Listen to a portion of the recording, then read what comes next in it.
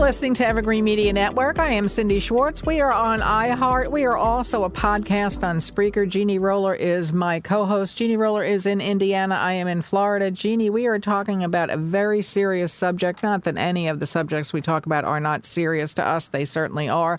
We're talking about suicide today, Jeannie. And you and I both discussed this a while ago that we wanted to do another show about it because it is certainly one of the most serious subjects that a person can have in their life and their family and their relationships, anything like that. If you know anyone that has committed suicide, I know several people, sadly, I'm going to say 5, 6 people that I know that we as friends and family members tried to intervene and it didn't work. And some of the cases we didn't know enough in time or realize enough at the time that that's how serious it was. I know I've done shows on this with local organizations that are funded, like by the United Way, different things like that, that it's a call line that you can call in, and there are, I'm going to forget it now, but there are stages of questioning that they ask, and depending on the answers is how serious the person is at that second, that moment that they are going to follow through with suicide. From what I remember, it was like the first stage, like, they're thinking about doing it. The second stage is they've made arrangements to do it. And the third stage, something, and don't quote me, this is my opinion of what I remember. And the third stage is they're actively going to do it. So it's a sad thing. I mean, I don't want to see anybody die. Like I said, I know at least 5, 6 people that were successful. And I kick myself every day of what different I could have done to help them, even just to sit there and hold them and say, listen, you do matter.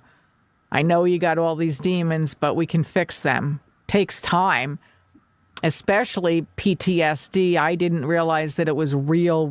And I know that sounds horrible and shameful and whatever for me to say that, until you see it with someone or you experience it yourself, and it is so serious. And a lot of times it's very difficult to get help for.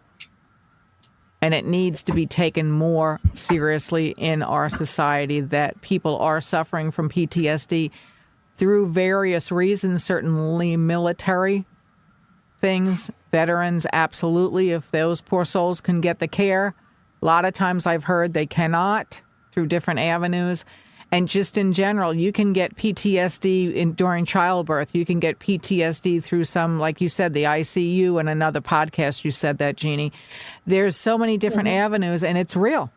It needs to be taken just as seriously as a suicide topic. Totally does. I just want to mention now, and then I will at the end of the show, the national suicide number to call is 988. I know if you call 911, they certainly will help you. And I want to say it's 211. It's a nationwide number, but it is geared locally to where you are. So if you called 211 here in Florida, you would get your local information. If you called 211 in Idaho, it would be Idaho, your local Idaho information, Massachusetts, wherever you are. So it's locally done, Jeannie. Yeah. Well, Cindy, in researching this topic, I was kind of surprised that males make up 50% of the population, but the suicide rate for men is nearly 80%. Yeah. That was in 2023. Yeah. Now, even more interesting than that is the age group more likely to commit suicide is age group 85 and over. Yeah. Yeah. And that was really surprising. Then, like, second in line after that is 75 to 85. Okay. Yeah. So, I mean, a lot of people don't think about older people committing suicide, but I think that the stats speak volumes. And also, the other thing that I found interesting was that where the most suicides take place in what states, and it is more likely to be in the high suicide rates were in Montana, Alaska, Wyoming, New Mexico, and Idaho.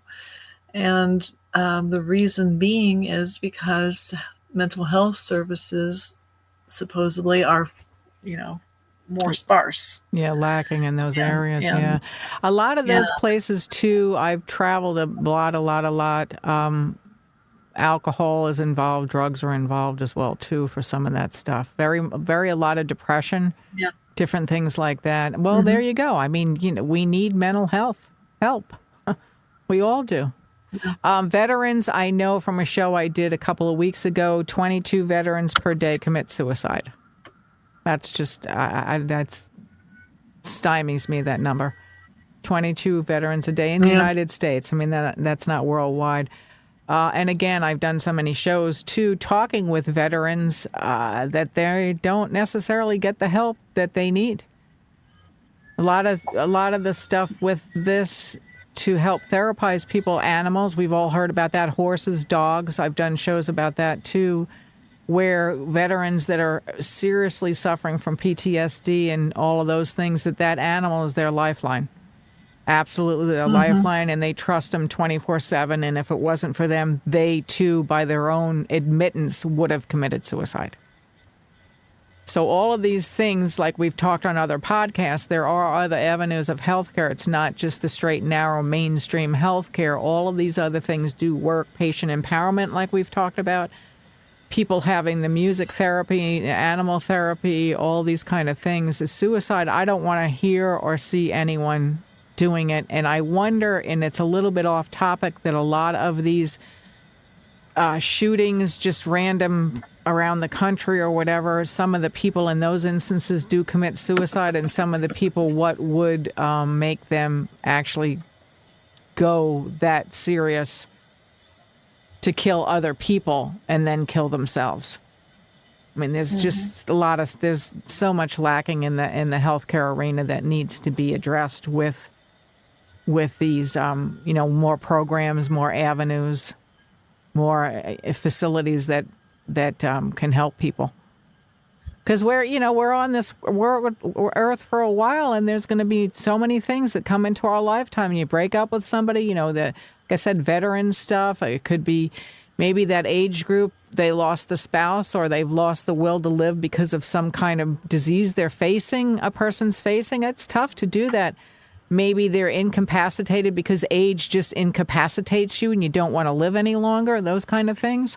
Socialization is a big deal to keep you from doing that. The more friends that you have, and it's not necessarily friends, it's being involved with people in your neighborhood, people in your businesses, positive impacts, things like that. Any of this stuff can help anyone. And again, the national suicide number to call is 988. I know if you called 911 and you said that you were contemplating suicide, they certainly would get you to somebody that would help you ASAP. There's a veterans number too that's specific for veterans, and I know that 211 is a nationwide number that is geared to wherever you locally are living or locally are staying, so they can get you to the resource that you need right away. I've interviewed some of those people 2 years ago. But suicide it's a horrific topic, but you need to talk about it too. And I do know a story, and I believe I've said this on one of the podcasts previously, that this gentleman that was on a show was on a bridge and going to jump. And the thing that really disturbed him about it, besides all the demons that he had in his mind, were so many people were walking by him, not even asking him what he was doing when he was trying to climb up or whatever. And finally, there was a police officer that saw him from across the lanes on the bridge and stopped the patrol car and ran across and said, do you need help? What's going on with you? And talked him down. And he said that, that it was just so sad that nobody cared. So don't be afraid to talk about it. We've done shows on that too. Don't be afraid to say, are you thinking about suicide? Are you contemplating suicide? What can I do to help you? People do care. Maybe it's not the boyfriend or the girlfriend or the wife or the whatever, those kind of things, but there are people in the world that do care about other people. And there is help if you ask for help. I wish there was more prevalent. It was easier to find some of it some days, because believe me, I've needed it in my own life, and I'll need it again. And I'm not making light of it. But, if you think about it at all, call 988, call 911, or call 211. On that note, stay listening to Evergreen Media Network.